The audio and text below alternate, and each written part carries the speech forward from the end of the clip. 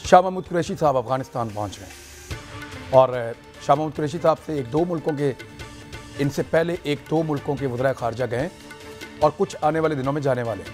ये लोग अफ़गानिस्तान को तस्लीम तो नहीं कर रहे या उसकी नई हुकूमत को तस्लीम तो नहीं कर रहे, लेकिन उनके साथ ताल्लुकात ख़त्म भी नहीं कर रहे और अफ़गानिस्तान के साथ कोऑपरेशन कर रहे हैं। रशिया ने अभी जो कॉन्फ्रेंस की है उसमें अमेरिका को दावत दी गई थी, लेकिन पाकिस्तान और चाइना ने कोऑपरेट किया है, अमेरिका उसमें शिरकत नहीं की।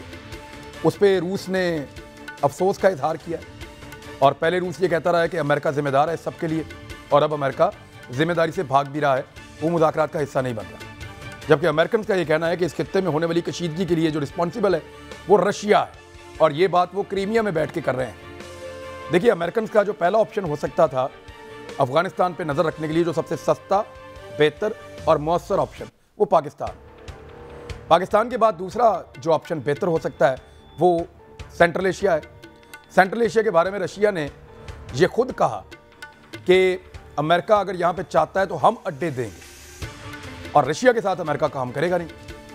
और रशिया ने यह भी स्टेटमेंट दिया कि अमेरिका इंडिपेंडेंटली अगर सेंट्रल एशिया में अड्डे बनाना चाहेगा तो हम उसकी मुखालफत करेंगे, उसको ऐसा करने नहीं देंगे। तो ये ऑप्शन भी गया। जबकि मिडल ईस्ट से ऑपरेट करना अफगानिस्तान के खिलाफ, क्योंकि वो भी मुसलमान मुल्क है, तो वो भी एक दिक्कत वाला काम है। तो अब अमरीकी वज़ीर दिफा लॉयड ऑस्टिन दौरा कर रहे हैं 3 मुल्कों का जो ब्लैक सी के किनारे पे हैं और जो कैस्पियन सी को गुजर के एरिया आता है, कि वो अब वाहिद करीब तरीन मुकाम रह गया है जहाँ से वो अफगानिस्तान के ऊपर नज़र रखना चाहें तो कुछ ऑपरेशन महदूद वो कर सकते हैं। जॉर्जिया है, रोमानिया है और क्रीमिया है, ये 3 मुल्क हैं। उसको वैसे यूक्रेन कहते हैं, लेकिन उसका एक एरिया क्रीमिया भी है जहाँ पे रशिया और यूक्रेन के दरमियान एक तनाज़ा भी खड़ा हुआ है ब्लैक सी के पास। तो अब ये अमेरिका वहाँ तक पहुँच गया है और इसका आगाज़ जो है वो पाकिस्तान के एब्सोल्युटली नॉट के बाद हुआ था। शाह महमूद कुरैशी साहब का ये दौरा क्यों है, कितना इंपॉर्टेंट है, इस पर बात करेंगे। दूसरा, तहरीक लब्बैक ने अब धरना दे दिया था, उनकी डेडलाइन ख़त्म हो गई। वो ये कहते हैं कि इस्लामाबाद की जानिब जाएंगे, हुकूमत कुछ क्रैकडाउन कर रही है, इस पर भी कुछ हम बात करेंगे। महंगाई के ऊपर ऑलरेडी बातचीत चल रही है, वो इस प्रोग्राम का हिस्सा होगी। मेहमानों का तारुफ कराते हैं, बात शुरू करते हैं। मदर अब्बास साहब किसी तारुफ के मुताज नहीं है और हम सबसे सीनियर हैं और जर्नलिस्ट हैं, लिखते हैं, बोलते बहुत अच्छा हैं। तो बहुत शुक्रिया मदर अब्बास साहब आपका ज्वाइन करने के लिए। शहजाद चौधरी साहब, और शहजाद चौधरी साहब दिफाई तज्जियाकार भी हैं, पॉलिटिकल एनालिस्ट भी हैं, बहुत शुक्रिया सर आपका।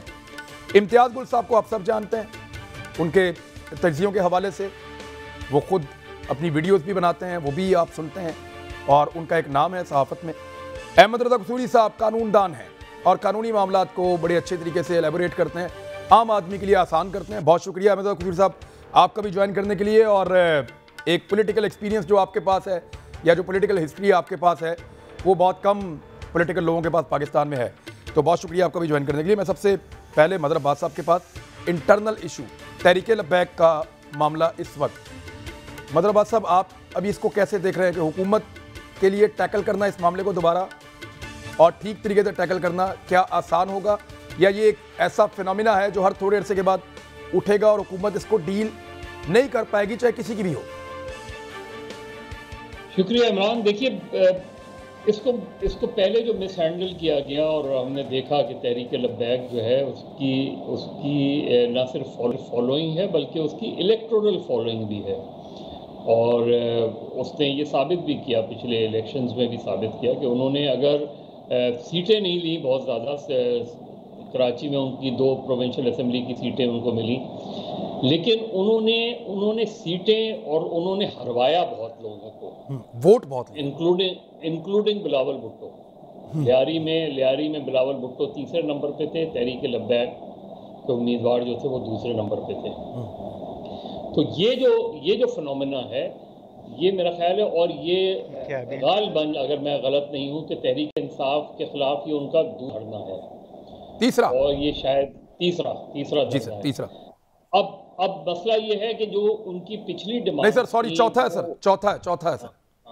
तो अब इसका मतलब ये है कि ऑल ऑफ अ सडन इन्होंने एकदम ये कॉल क्यों दी, और क्योंकि ये मामलात उनके जो थे, चाहे वो फ्रेंच एम्बेसडर वाला मसला हो या साद रिजवी साहब की रिहाई का मसला हो, बेसिकली इस एटमॉस्फेयर में, और गवर्नमेंट की उसके बाद यानी मुआहदा करने के बाद गवर्नमेंट ने जो क्रैकडाउन किया और उन्होंने कहा कि तहरीक लब्बैक जो है वो कलअदम, ये बड़ी दिलचस्प सूरत हाल है कि तहरीक लब्बैक को कलअदम भी करार दिया गया है, लेकिन तहरीक लब्बैक इलेक्शन कमीशन में आज तक रजिस्टर्ड भी है।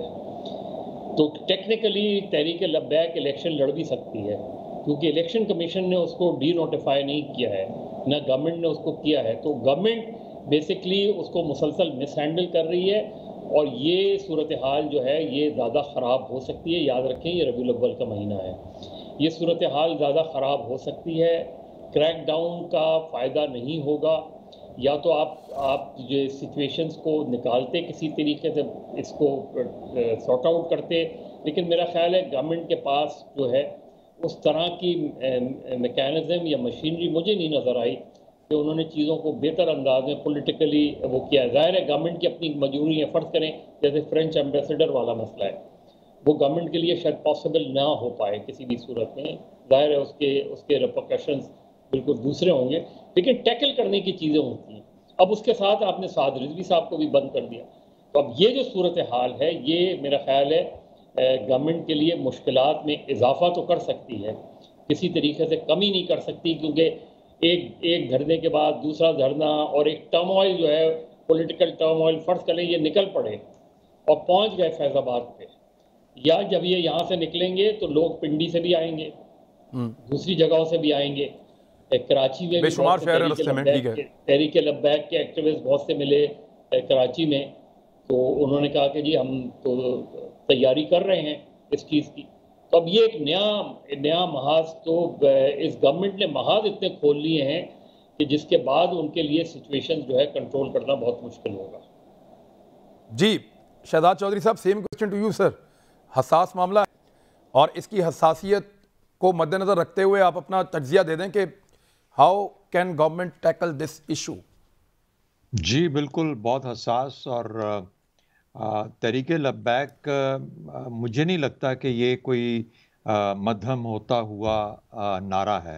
नारे की नोयत ही ऐसी है कि उसको मेरे ख्याल में किसी भी सूरत में दबाना एक तो गलत होगा, ख़ास तौर पे हमारे माहौल में, और दूसरा ये है कि जो भी उसका पॉलिटिकली जिस तरीके से मैनेज किया जा सकता है वो किया जाना चाहिए। जहाँ तक मुझे याद पड़ता है, साद रिजवी साहब को एक अदालत ने गालिबन बरी किया या उनकी रिहाई से आज़ादी का हुक्म जारी किया, तो फिर किसी और मुकदमे में उनको बाद में शायद फ़ौरन ही कैद कर लिया गया। सुप्रीम कोर्ट में जो है उसको कलअदम करार दिया गया फैसले को, और फिर अब डिविजनल बेंच के पास मामला होगा अगर वो बनेगा तब। जी तब तो कहने का मतलब ये हुआ कि इस तरह की जो गलतियां हैं इनसे बचा जा सकता है, और ख़ास तौर पे हमने पिछले काफ़ी 4-5 सालों में 7 सालों में देखा है कि ये जो नारा है और ये जो जमात है, इसकी जो कमिटमेंट है और जो जिस किस्म का नारा लेके चलते हैं उसको गालिबन सिर्फ ज़ोर के साथ या किसी कानून के ज़ोर के साथ मैनेज करना गालिबन सिर्फ ना पॉसिबल तो है, रियासत में इतनी ताकत तो होती है, लेकिन शायद एडवाइजेबल ना हो।